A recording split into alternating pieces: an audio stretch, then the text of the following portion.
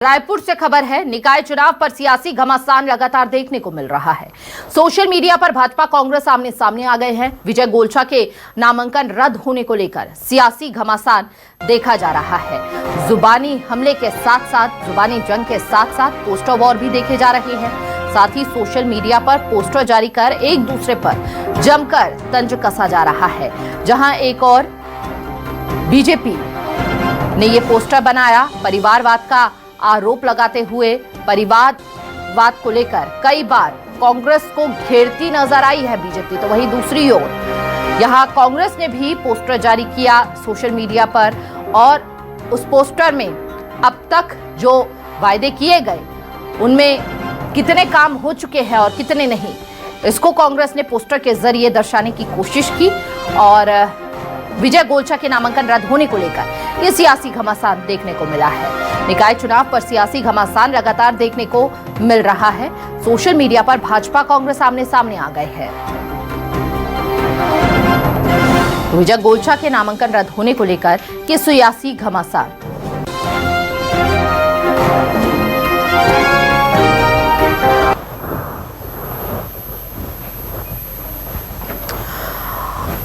और इस विषय पर ज्यादा बातचीत करने के लिए हमारे साथ सत्य प्रकाश, कांग्रेस प्रवक्ता, जुड़े हुए हैं।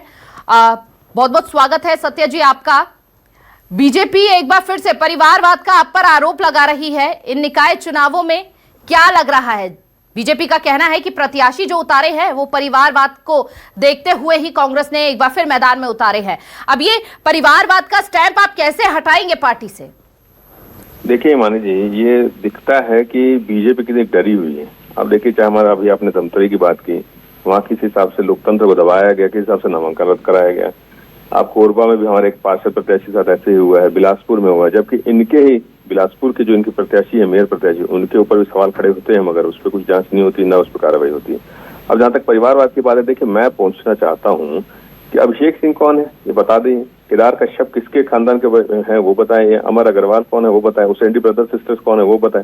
अब मैं नगर निगम में अगर आ जाऊं तो अगर मैं यहाँ की बात करूं तो यहाँ पे भी अगर बात करें, प्रमोद साहू, रोहित साहू, प्रफुल्ल विश्वकर्मा की फैमिली होगी, नंदन जैन जी की बहन कृतिका जैन है, ये तमाम ऐसे नाम है।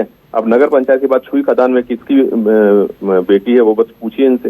इसलिए बोल रहा हूँ कि परिवारवाद, और सबसे महत्व भाटापारा की बात करें, वहां पे तो विरोध हुआ है, इसके भतीजे हैं वो बताइए आप। जी परिवारवाद का ठीक है सत्य जी, आपके इन सवालों का जवाब देने के लिए हमारे साथ बीजेपी का पक्ष रखने के लिए किरण बघेल जी भी जुड़ चुके हैं। बीजेपी प्रवक्ता किरण बघेल जी का बहुत बहुत स्वागत है। किरण जी से ही जान लेते हैं। किरण जी, यहाँ पर एक लंबी लिस्ट सत्य प्रकाश जी दिखाते और बताते नजर आ रहे हैं। अब आप बताइए, जो आरोप, जो परिवारवाद का सवाल आप कांग्रेस पर उठा रहे हैं, वही परिवारवाद की जो नीति है वो पार्टी में खुद अपना रहे हैं। देखिए, एक तो जो नाम सत्य प्रकाश भाई ने नहीं है, कृतिका जैन का नाम लगे थे, तो कृतिका जैन नंदन जैन की बहन जरूर है, लेकिन वो युवा मोर्चा से पार्टी के लिए काम कर रही है। ऐसा नहीं कि आज तक उसने चेहरा पार्टी में दिखाया नहीं है, प्राथमिक सदस्य नहीं है, उसके बाद पार्टी ने उसको टिकट दिया, ऐसा नहीं है। और नंदन की बहन रही कि युवा मोर्चा से लगभग 20 साल से पार्टी के लिए काम कर रही है, और अन्य नाम जो बताया है इन्होंने, वो भी पार्टी के लिए काम कर रहे हैं। अगर रही बात प्रमोद जी की पत्नी की, तो वो तो पार्टी की प्राथमिक सदस्य भी नहीं है। नहीं तो टिकट तो दिया है ना आपने, टिकट तो दिया है, फिर ये सवाल सिर्फ कांग्रेस के लिए ही क्यों? नहीं, मैंने बता रही ना कि जो जिसको अगर टिकट मिला भी है तो वो पार्टी के लिए 10-20 साल से काम कर रहे हैं। प्रमोद दुबे की पत्नी जैसा नहीं कि वो पार्टी सदस्य नहीं, फिर भी इनको मौका दिया। पार्षद का चुनाव उन्होंने नहीं लड़ा है और उनको सीधे महापौर के लिए पद के लिए प्रत्याशी घोषित कर दिया। साथ ही साथ जबकि इनके पार्टी में सक्रिय महिला की कमी नहीं थी और निष्ठावान महिलाओं की कमी नहीं थी, तो कहीं ना कहीं वो सारे नेताओं के साथ अन्याय हुआ है। तो मुझे लगता है कांग्रेस को बिल्कुल अपने गिरबान में झांकना चाहिए।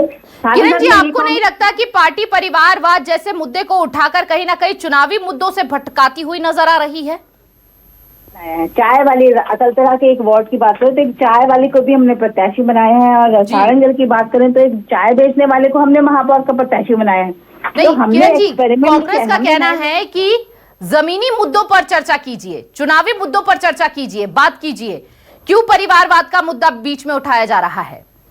ये लगभग सभी नगरीय निकाय में सभी महापौर जो रहे हैं, पिछले कार्यकाल की बात करूं तो लगभग इनके ही अध्यक्ष, इनके ही महापौर हैं। तो कम से कम ये अपने उन महापौरों के, उन अध्यक्षों की उपलब्धि ही बताते। ये तो बता ही नहीं पा रहे। ये क्या उपलब्धि है, ये सत्य प्रकाश जी से जाने थे। सत्य प्रकाश जी, क्या कहना चाहेंगे आप इनके जवाब में? अपनी उपलब्धि बता दीजिए, कह रहे हैं। जी देखिए, मैं सबसे पहले बोलूंगा कि राजनांदगांव के इनके जो मेयर के प्रत्याशी है मधुसूदन यादव, वो मेयर रहे, सांसद रहे, फिर से मेयर प्रत्याशी बन गए। कार्यकर्ताओं को क्या पूछे, वो इनसे पूछिए आप। इसे बोला जहाँ तक दीप्ति दुबे जी की बात है, देखिए वो पिछले कई सालों से पार्टी से जुड़ी हुई है, पार्टी के लिए काम कर रही है। और मैं अगर मीनल चौबे जी जो इनकी रायपुर की मेयर प्रत्याशी है, मैं उनकी बात करूं, वो पहली बार पार्षद कब बनी थी पूछिए, इनको याद होगा अगर तो, जब वो वार्ड महिला आरक्षित हुई थी तब। उससे पहले उनके पति थे, वो पार्षद रहते थे, तो उन्होंने खुद ने शुरुआत परिवार से की थी। दोनों ही पार्टी का देखा जाए तो अंदरूनी कला ना जग जाहिर हो रहा है, किसी से छुपा नहीं है।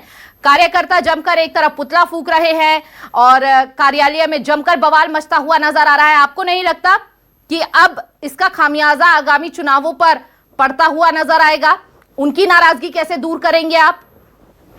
हमारे यहाँ देखिए महत्वाकांक्षा हर किसी को होती है, मगर जब टिकट वितरण हो जाए तो उसके बाद कुछ नहीं होता है। मगर इनके यहाँ तो कल की आपके चैनल पे मैं खबर देख रहा था, धमतरी के कार्यालय में देखिए किस तरह से आगजनी तक कर दी, तोड़फोड़ आगजनी हुई है बीजेपी कार्यालय में धमतरी में। ये हालात है टिकट वितरण के बाद भी। हमारे यहाँ टिकट वितरण के बाद हुआ है क्या कि किसी कार्यालय में तोड़फोड़ हो गई, आगजनी हो गई? इसलिए हम बोल रहे हैं ये बीजेपी के अंतर कला सबके सामने है। और सबसे महत्वपूर्ण बात कि बीजेपी, जैसे आपने पूछा, मुद्दे से क्यों भटक रही है? आप एक साल में आपने क्या किया है? कौन सी गारंटी आपकी पूरी हुई है? महतारी बंदर में आपने सनी लियोनी को दे दिया, किसानों को 2300 दे रहे, 3100 बोल के, आदिवासियों की जमीन हड़प रहे, उनका खून बहा रहे। कौन सा ऐसा वादा है जो आपने पूरा किया है? कानून की अगर मैं बात करूं, अपराध ही इतने बेखौफ घूम रहे हैं, सरेआम चाकूबाजी होती है, महिलाओं की हत्या हो जाती है, चेन स्नैचिंग हो रही है। तो कौन सी ऐसी चीजें हैं जो आपने एक साल से ज्यादा की आपकी सरकार हो गई है, जो आपने किया हो? कोई वर्ग ऐसा हो जो ऐसा महसूस कर रहा हो कि सरकार ने हमको दिया है? युवा अगर नौकरी मांगते उनको लाठी मिलती है, महिलाएं अगर हक मांगती तो मंत्री जी कहते हैं उठा के फेंकवा दूंगा। इसलिए बोल रहे हैं कि मुद्दे से भटकाने की कोशिश की जा रही है। परिवारवाद मुद्दा नहीं है, मुद्दा ये है कि आपने एक साल के अंदर, एक साल से ज्यादा में आपने मोदी गारंटी के नाम पर जो घोषणा पत्र जारी किया था, उसमें कौन सी गारंटी? आपको लगता है कि अभी तक जो आपके कार्यकाल में काम हुए हैं उससे जनता आपको एक बार फिर से बिठाती हुई नजर आएगी, या फिर कोई बदलाव की स्थिति बनती हुई नजर आएगी? क्या चुनौतियां आपके सामने हैं, ये तो आने वाला वक्त ही बताएगा। फिलहाल आप दोनों मेहमानों का बहुत बहुत शुक्रिया और अपनी अपनी प्रतिक्रिया साझा करने के लिए।